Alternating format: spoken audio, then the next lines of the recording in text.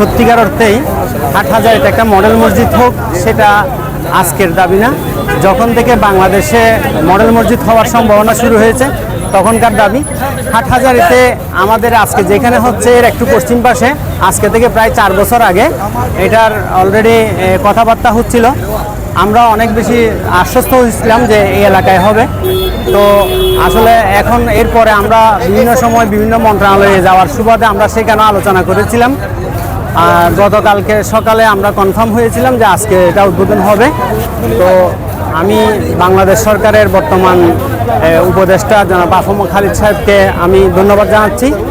আমি বর্তমানে জাগৃতির সভাপতি এবং সে অনুসারে জাগৃতির পক্ষ থেকে আমি ওনাকে ধন্যবাদ জানাচ্ছি এবং বর্তমান বাংলাদেশ সরকারকে ধন্যবাদ জানাচ্ছি এই ধরনের একটা সুন্দর মহতি উদ্যোগ আমাদের এলাকায় বাস্তবায়ন করার জন্য।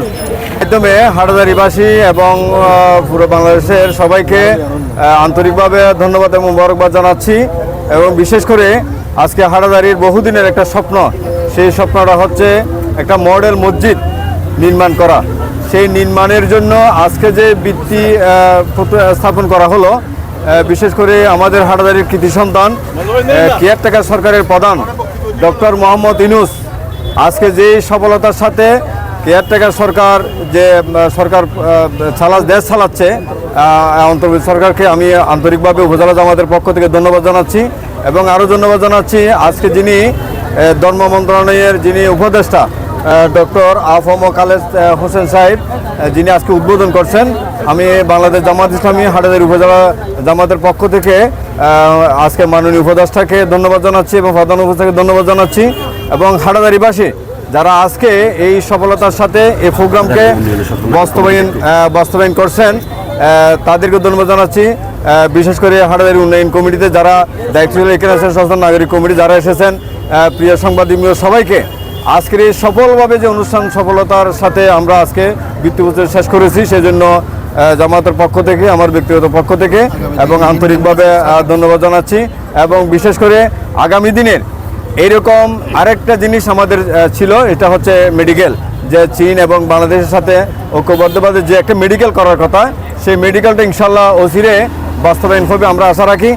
আর আমরা যে হাটহাজারিতে উন্নয়নের ক্ষেত্রে যেই জিনিসগুলো বিশেষ করে দরকার সেগুলো ইনশাল্লাহ, বিশেষ করে রাস্তাঘাটের উন্নয়ন, বিশেষ করে যুব সমাজের যে অবক্ষয়, এই অবক্ষয়টা দূর হবে যত বেশি আমাদের মসজিদ মাদ্রাসা এ ধরনের মানে প্রতিষ্ঠানগুলো হবে। এই প্রতিষ্ঠানগুলোর মাধ্যমে বিশেষ করে যে মন্দির প্যাগোডা ধর্মীয় যতগুলো প্রতিষ্ঠান যত বেশি হবে তত বেশি আজকে যুব সমাজ যে অবক্ষয়ের দিকে যাচ্ছে, নৈতিক অবক্ষয় হচ্ছে, তাদেরকে যদি ইসলামিক দৃষ্টিতে ধর্মীয় দৃষ্টিতে যদি তাদেরকে নিয়ে আসা যায়, তাহলে আমাদের এই সমাজ, আমাদের এই রাষ্ট্র, আমাদের এই পরিবার এবং সামাজিকভাবে যে অসুন্দর যারা বিশেষ করে আছে তাদের এই সুন্দর সমাজ পরিণত হবে। এই বিশেষ করে যে মসজিদ মডেল মসজিদ হচ্ছে, এটার দ্বারা পুরো হাটহাজারির যারা বিশেষ করে ধর্মীয় অনুভূতির সাথে যারা জীবনযাপন করতে চায় তাদের জন্য একটা প্রাণকেন্দ্র হবে। এখানে লেখাপড়া করার সুযোগ আছে, এখানে যারা প্রতিবন্ধী আছে তাদেরও নামাজ পড়ার সুবিধা আছে। এবং বিশেষ করে যে ইসলামের জন্য কোরআন এবং হাদিসের একটা রিসার্চ করা, এই রিসার্চটা এখানে সুন্দরভাবে পরিচালিত হবে। তো সবাইকে ধন্যবাদ জানাচ্ছি আজকে যারা উপস্থিত হয়েছেন।